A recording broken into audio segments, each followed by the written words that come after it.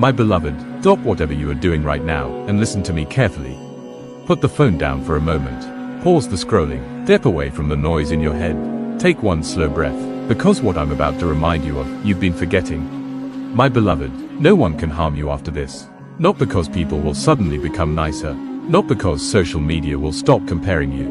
Not because your family will finally understand you. Not because your boss will always appreciate you. But because you will finally understand something about yourself. Let's talk about real life.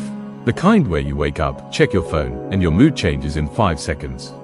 Someone didn't reply. Someone left you unseen. Someone posted something that makes your life feel small. Someone achieved something you've been praying for. And suddenly your chest feels tight. You didn't get attacked. You didn't get insulted. But you feel less. That's modern harm. It's subtle. It's silent. It's constant. You scroll and feel behind. You compare and feel inadequate. You overthink and feel rejected. But here is the shift. Most of the harm you feel isn't coming from people. It's coming from the meaning you attach to things. A delayed reply becomes, I'm not important. A short message becomes, they're losing interest. A criticism becomes, I'm a failure. A mistake becomes, I always mess things up. Read that again. You're not reacting to reality.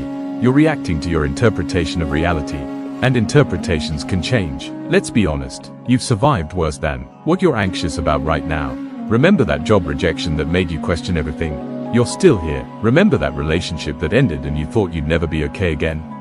You're still functioning, still breathing, still growing. Remember that embarrassing moment you replayed for weeks. No one else even remembers it. You think you are fragile because you feel deeply. But feeling deeply is not weakness. It just means you care. The real power is learning how to care without collapsing. Here's the truth about modern life. People are distracted. People are stressed. People are insecure. People are projecting. When someone is rude, it's often their exhaustion talking. When someone pulls away, it's often their confusion, not your unworthiness. When someone criticizes you harshly, it's often their own fear reflected outward. But because you don't see their internal struggle, you assume it's about you. Not everything is about you. And that realization is freeing. Your friend cancels plans. It doesn't automatically mean you're not valued. Your boss gives feedback. It doesn't automatically mean you're incompetent. Your partner needs space. It doesn't automatically mean you're unlovable. But your mind rushes to worst-case conclusions. Why? Because you want control. You want reassurance. You want certainty. And modern life doesn't offer much of that. So you try to secure yourself through validation. Likes, messages, praise, achievements. But anything that comes from outside can also disappear from outside. And if your peace depends on it, you'll always feel unstable. This is where the shift happens. Instead of asking, how do I make sure no one hurts me? Ask, how do I become emotionally steady no matter what people do? That's different. It's not about becoming cold. It's about becoming grounded. For example, someone criticizes your work. Old reaction, I'm terrible. I'm not cut out for this. Grounded reaction, okay, what can I learn from this? And what can I ignore? Someone stops texting the way they used to. Old reaction, what did I do wrong? Grounded reaction, if they're drifting, I'll let them. I won't chase someone who isn't choosing me. You make a mistake in front of others. Old reaction, I'll never live this down. Grounded reaction, I'm human, this will pass. See the difference? The event is the same, but the identity you attach to it changes everything. No one can harm you after this realization. You are allowed to exist without constantly proving yourself. You are allowed to take up space without apologizing. You are allowed to outgrow people. You are allowed to change your mind. You are allowed to say no. Most of your pain has come from overextending yourself. Saying yes when you wanted to say no. Replying when you needed silence. Explaining yourself to people committed to misunderstanding you. You thought being agreeable would protect you, but it only exhausted you. Real protection is boundaries, not walls. Boundaries. You don't have to attend every gathering. You don't have to respond instantly. You don't have to tolerate sarcasm disguised as jokes. You don't have to accept bare minimum effort. When you start choosing yourself quietly, something powerful happens. You stop begging for respect and start embodying it. Another truth about modern life, you're overstimulated. Your brain never rests. Notifications, news, opinions, comparisons, productivity pressure. You don't even get time to hear your own thoughts clearly. So when something small goes wrong, it feels massive. Because your nervous system is already overloaded.